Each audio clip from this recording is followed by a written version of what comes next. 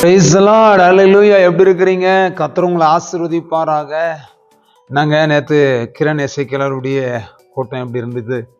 ரொம்ப நல்லா இருந்தது. உங்களுக்கு ஆசீர்வாதமாக இருந்துச்சா? கர்த்தர் பெரிய காரியங்களை கர்த்தர் செய்து கொண்டிருக்கிறார். ஆண்டவர் மகிமையாய் அவர் வெளிப்பட்டு கொண்டிருக்கிறார். ஏனென்று சொன்னால், இந்த கடைசி காலத்தில் பரிசுத்த ஆவியானவர் எழும்பி நம்முடைய ஜனங்களை நிரப்பி கொண்டிருக்கிறார். ஆகையினால நேற்று 7ஆம் நாள் உபவாசம் பரிபூரணமாக கர்த்தர் நமக்கு ஆசீர்வாதத்தை கொடுத்தார்.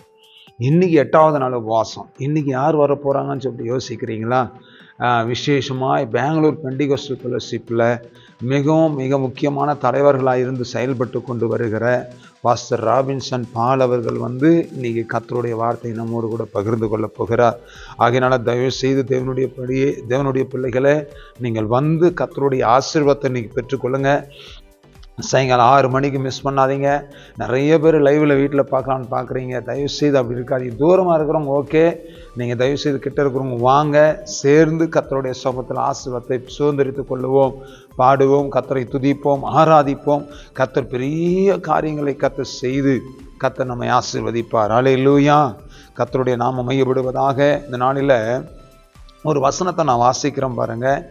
சங்கீதம் 33வது சங்கீதம் 1வது வசனத்தை வாசிக்கிறேன்.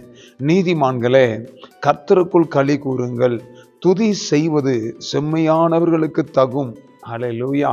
கர்த்தருடைய பிள்ளைகளே, கர்த்தருக்குள் களி கூறுங்கள் என்று வசனம் சொல்லுகிறது. நீதிமான்களே, கர்த்தருக்குள் களி கூறுங்கள். இந்த உபவாச கூட்டத்தில் கர்த்தருக்குள்ள களி கூறுங்க. கர்த்தருக்குள்ள ஆரவரித்து கர்த்தரை ஸ்தோத்திரித்து கர்த்தரை கனப்படுத்துங்க. ஆண்டவர் அதை எதிர்பார்க்கிறார். கர்த்தருக்குள் களி கூர்ந்து அவர் நாமத்தை மையப்படுத்தி அவரை உயர்த்துவது நமக்கு கிடைத்த ஒரு பெரிய பாக்கியம். கர்த்தருடைய பிள்ளைகளை, கர்த்தருக்குள்ள களி கூர்ந்து அவரை ஆராதித்து அவரை துதித்து அவரை பாடி அவரை கனப்படுத்தி அவர் நாமத்தை உயர்த்துங்க. கர்த்தர் நிச்சயமா பெரிய காரியத்தை பரிசுத்த ஆவியானவர் நம்முடைய வாழ்க்கையில செய்து முடிப்பார். அதனால கர்த்தருக்குள்ள களி கூர்ந்து கர்த்தருடைய நாமத்தை உயர்த்தி பாடி அவரை கொண்டாடுவோம். கர்த்தர் நம்முடைய வாழ்க்கையில பெரிய காரியத்தை கர்த்தர் செய்து நம்மை ஆசீர்வதித்து மகிழ பண்ணுவார். சரிங்களா? நாம ஆண்டவருடைய சமத்துல களி கூற ஓடி வருவோம். வசனம் அதுதான் சொல்லுகிறது. துதி செய்வது செம்மையானவர்களுக்கு தகும் என்று வசனத்துல வாசி.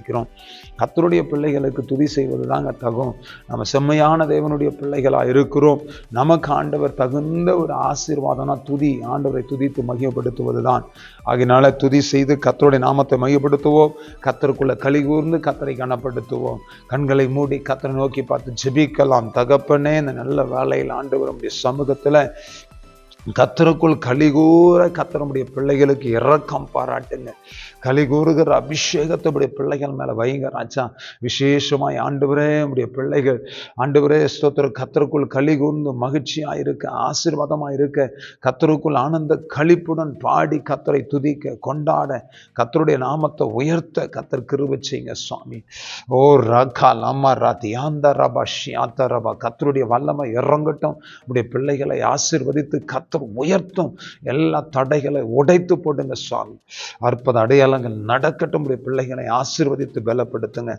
தாழ்த்துகிறோம். உடைய கரத்தில் ஒப்பு கொடுக்கும். அற்புதங்கள் நடக்கட்டும். கர்த்தர் பெரிய காரியங்களை செய்யும். ஆசீர்வதிங்க, பொறுப்படுங்க, மூடி மறைங்க. இயேசு கிறிஸ்துவின் நாமத்தினால் ஆசீர்வதித்து ஜெபிக்கிறோம் எங்கள் ஜீவன் நல்ல பிதாவே. ஆமென், ஆமென், ஆமென். Praise the Lord. God bless you. கர்த்தர் உங்களை ஆசீர்வதிப்பார். தொடர்ந்து கர்த்தருடைய நாமத்தை உயர்த்தி அவரை பாடி கொண்டாடுவோம். கர்த்தர் நம்மை ஆசீர்வதிப்பார். ஆமென், ஆமென்.